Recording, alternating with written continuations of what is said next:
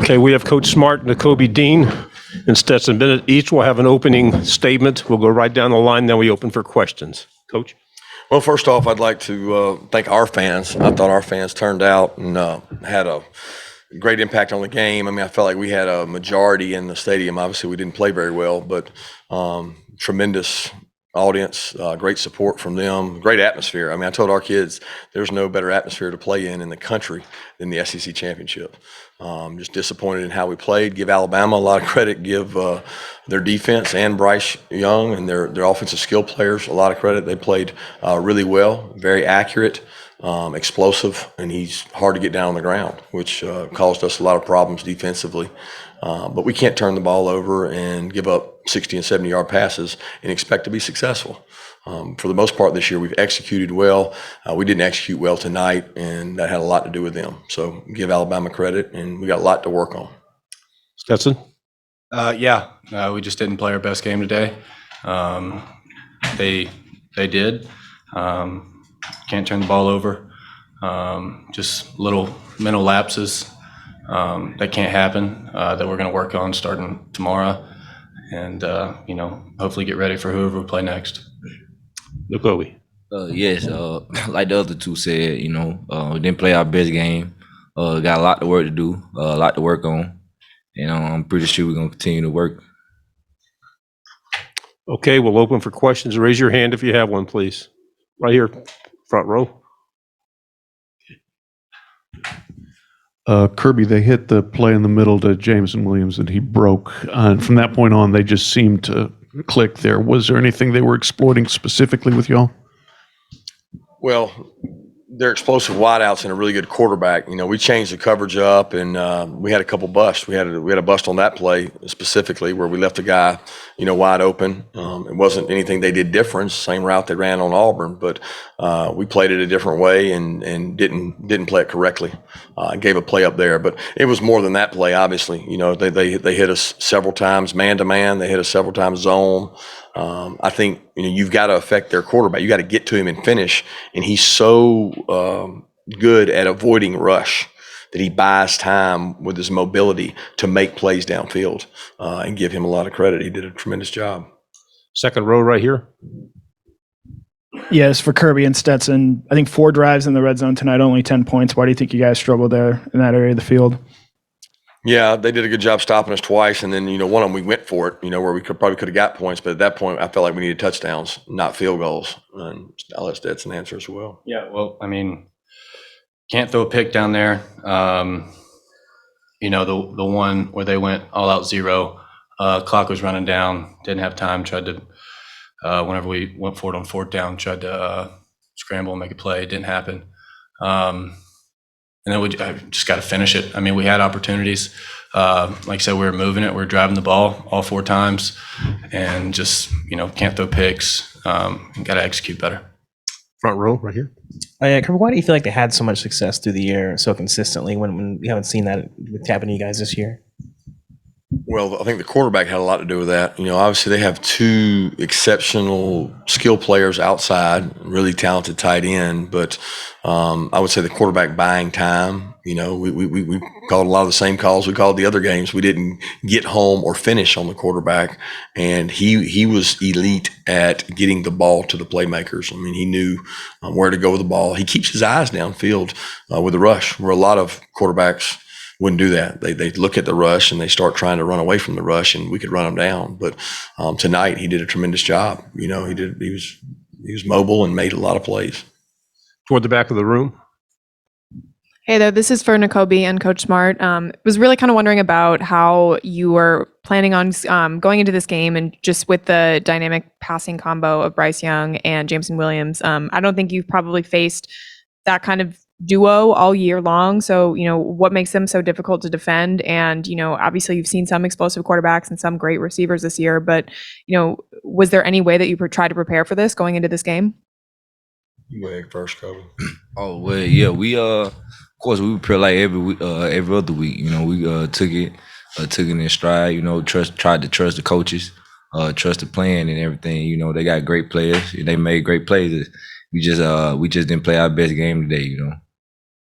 Yeah, I would reiterate what he said. I mean, we actually went into this game all week. We didn't even, we didn't work on run much because we didn't feel like with the backs it was coming. It was going to be a pass game, and felt like we get a lot of empty, which we did. And I really feel good about the things we worked on, but our ability to execute them. And we had 2 or 3 third downs where we have a bust and cut a guy loose, and we hadn't done that all year. I mean, when you're in man coverage and you cut a guy loose, it's not typical of us. Now, they may beat you. They beat us on several man coverages, and I can take that. But when you cut a guy loose, you can't do that. And you got to get off. When you get these guys in third down, you got to get off the field. Third row on the end. For Kirby and Nakobe or even Stetson, after a 12-0 regular season to have a performance like this, what does it do to the psyche heading into your next game and the damage it just does to that? Oh, no, it didn't do any damage. No, what it did is reinvigorated our energy. It recenters you, right? I mean, I think one of their greatest thing is when they lost their game against Texas A&M, they were to garner some focus and some attention. I mean, to me, that's an opportunity for a wake-up call, if anything. Unfortunate that it comes in a setting like this. But, I mean, they're a really good football team, okay? And the narrative out there was, well, they just went at Auburn and they really struggled. And some of the sacks they gave up, their tackler didn't even get out of his stance. The crowd noise was a major impact there. Auburn played man most of the down, almost every single play, and they won a lot of their battles that we didn't win tonight. But we knew the narrative coming in, these guys can throw the ball, and they got a really good quarterback. And they gave him an opportunity to make plays, and he made a lot of really good plays along with their wideouts. We'll go to the second row, and then we'll go to the front row here. Go ahead. Obviously, you have the college football playoff announcement tomorrow afternoon. Even after this performance, with what you guys have shown this season, do you guys still think you are one of the 4 best teams in college football? That's not for us to determine that. You know what I mean? Certainly, I feel like we are, but that's not. It's not our job to determine that. It's the committee's. Here, front row. What was the biggest challenge in facing Bryce? And then defensively that you had to go against Stetson, what was the biggest challenge for you? He a great player. We knew that coming in. He was very elusive. He runs the offense well. He did a good job keeping his eyes downfield and avoiding our pass rush. And I feel like, the pass rush and the coverage got to work hand in hand. So him being able to keep his eyes downfield and make some certain throws, really helped him out. They're a really good team, recruit really good players. We move the ball. And just mental lapses. And when you do that, they make you pay. Several third downs, the 2 interceptions. You just can't have that versus a team of this caliber. And we had it, and they made us pay for it. Front row. Go ahead. 2 questions for Stetson. You referenced a couple picks you threw, and there was another one in the first half that was pretty close. I'm just wondering if you at all felt off at all tonight, or it was just a couple of mistakes, basically. Yeah, no, I felt fine. The first one was a bad decision. The second one, I didn't see the safety driving. And like I said, you can't have those 2 plays against players like this. And they made us pay for it. And Kirby, I understand Alabama scored 41 points tonight, but there's always debate about the quarterback situation. There's going to be debate about who should start in the playoffs. Can you just sort of address that and whether you think you have a decision to make about who starts in the playoffs? We have a decision to make every week at every position, but I have the utmost confidence in Stetson Bennett and think he did some really nice things tonight, but we go and reevaluate everything all the time. But, he played well, and it's tough environment. We put him in defensively and we have to be able to run the ball and have a little bit of semblance of balance. And I felt like there was times tonight that we were getting into a scoring contest because our defense didn't get stops. And you don't want to have to do that. But I certainly have a lot of confidence in Stetson, and I have a lot of confidence in JT too. Toward the back of the room on the left. Kirby, you talked all week about how quick Bryce was at getting the football out. I mean, do you credit to you guys not getting enough pressure on him to that, or do you feel like their front actually really did a good job of blocking up you guys? I'd be hard pressed to say without watching it. We got pressure at times, and he got the ball out. He escaped pressure and got it out. And there were times we didn't. We rushed 4 a couple times and didn't get any pressure. And he held the ball. One of those touchdowns, I felt like he held the ball forever. But you can't do the same thing every play.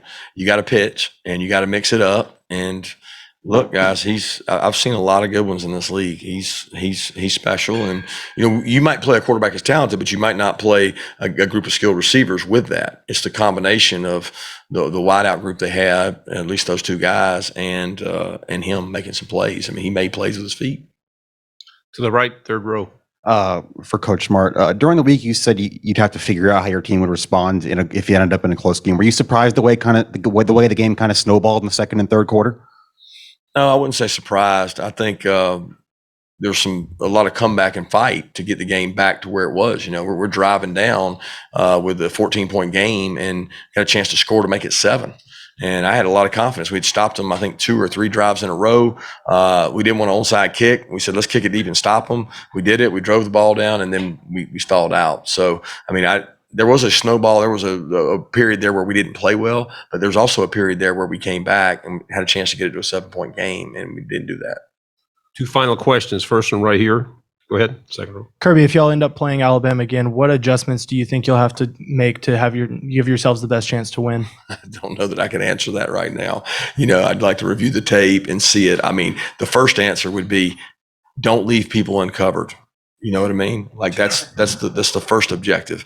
Let's cover them and then try to win some one-on-ones and get balls down. Because look, now they're gonna throw incomplete balls. They're really good at doing that. So you've got to, at the end of the day, you have to put a body on a body and cover them. And some of the plays we gave were gifts.